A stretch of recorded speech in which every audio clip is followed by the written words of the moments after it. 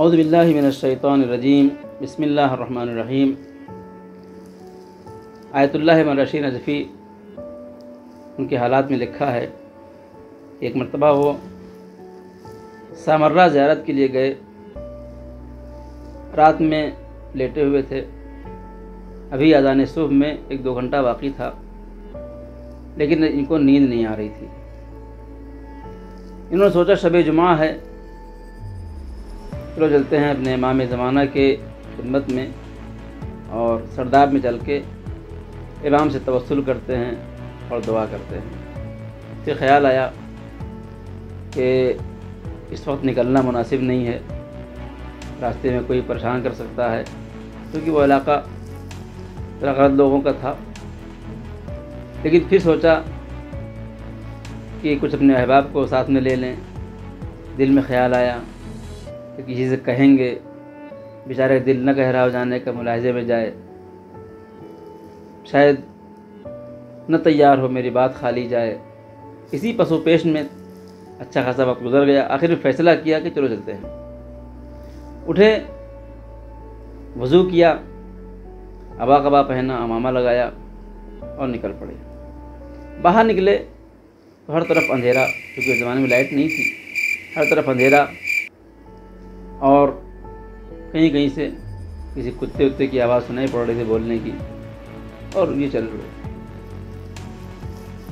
قریب پہنچے، جب سرداب کے قریب گئے، تھوڑی دیر ٹھہرے، انہوں نے دروازہ کھولا، آس پاس دیکھا تو دیکھا کہ کچھ فقیر آس پاس پڑے ہوئے سو رہے ہیں۔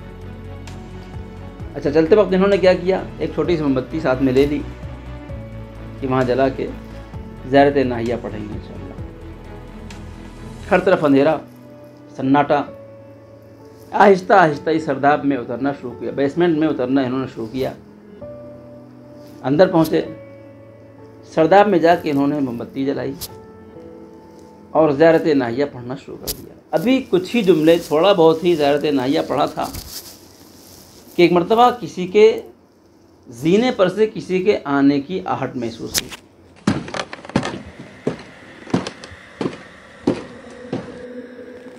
ہلکی ہلکی موم بتی کی روشنی۔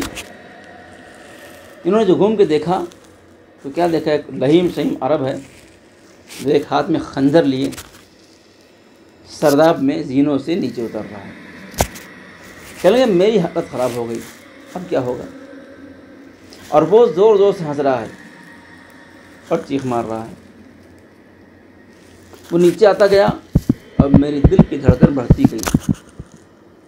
کل جب قریب آیا تو اس نے آ کے میرے اوپر حملہ کر دیا۔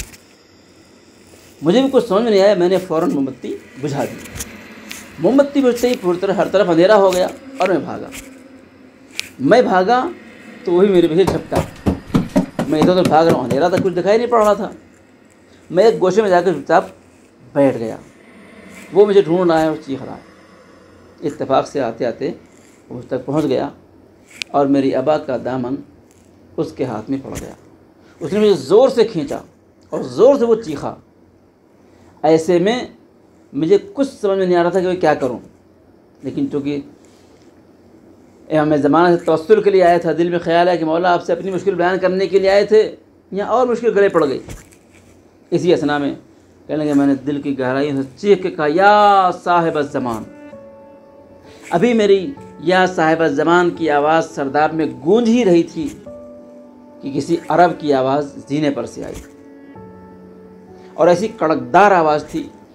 اس نے زور سے چیخ کے کہا کہ چھوڑ دو اسے۔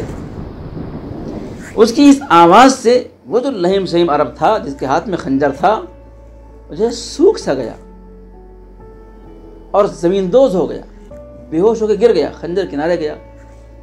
اور میں بھی چونکہ بہت ڈرا ہوا تھا، میری بھی آواز نکل نہیں رہی تھی، میں بھی بالکل سے سد بد کھو بیٹھا اور میں بھی زمین پہ گر پڑا۔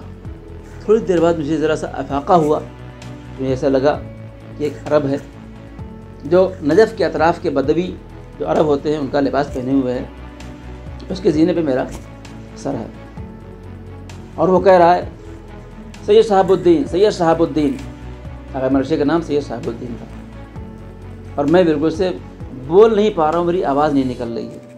پھر آواز آئی، میرے کانوں میں آواز آئی، سید اس وقت خطرہ مول لینے کی کیا ضرورت تھی، ایسے ماحول میں نہیں آنا چاہیے، تمہیں احتیاط کرنا چاہیے۔ پھر وہ کہنے لگے کہ واقعی افسوس کی بات ہے کہ یہاں جو تھوڑے بہت شیعہ ہیں وہ اس حرم امام عسکرین کی رعایت نہیں کرتے ہیں، توجہ نہیں کرتے ہیں۔ اگر روزانہ ایک دو مرتبہ زیارت کے لیے آئیں تو باہر سے آنے والے زائرین کو تھوڑا سا امنیت محسوس ہو، لیکن نہیں آتے ہیں وہ لوگ۔ یہ بات کہتے کہتے انہوں نے کہا کہ ریاض العلماء کتاب کتنی پیاری ہے، مرزا عبداللہ آفندی کی، کاش وہ کتاب مل جاتی اور لوگ اس کو پڑھتے، علماء اور عوام اس کو پڑھتے تو کتنی اچھی بات ہوتی۔ اب جب بات یہاں تک پہنچی تو میں ذرا سے مجھے افاقہ ہوا، اتنے میں انہوں نے مجھے کچھ خرما میرے منہ میں ڈالا، مجھے بڑا اچھا لگا خرما، وہ میں نے ایسا خرما کبھی نہیں کھایا تھا۔ اور میں سوچنے لگا یہ کون آدمی ہے، یہ اتفاق سے ایک بیگ کہاں سے آ گیا۔ پھر سوچا کہ ان کو میرا نام کیسے معلوم ہو گیا، صاحب الدین کہہ رہے تھے۔ پھر مجھے خیال آیا یہ کون شخص ہے جس کی ایک چیخ سے یہ لہیم شہیم عرب بے ہوش ہو گیا۔ انہی خیالات میں گم تھا کہ کیا دیکھا کہ وہ عرب یہاں سے غائب ہے، اور تب مجھے سمجھ میں آیا کہ وہ ہمارے یہاں میں زمانہ تھے۔ فوراً خیال آیا جو خرما میں نے کھایا اس میں تو گٹھلی بھی نہیں تھی۔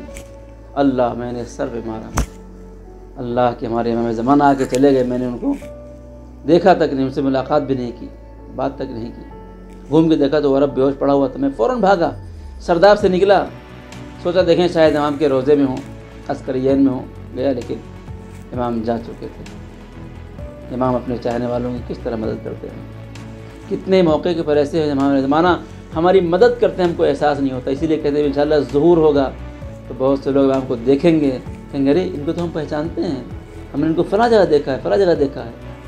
خدا دعائیں پالنے والے ہمیں ایسا بنا جس سے ہمارے امام چاہتے ہیں، ہمارے اعمال سے ہمارے امام کے قلب کو راضی خوشنود فرما، اور ہمارے امام کے ظہور میں تاجیل فرما۔ ربنا تقبل منا انک انت السمیع العلیم۔ والسلام علیکم ورحمۃ اللہ وبرکاتہ۔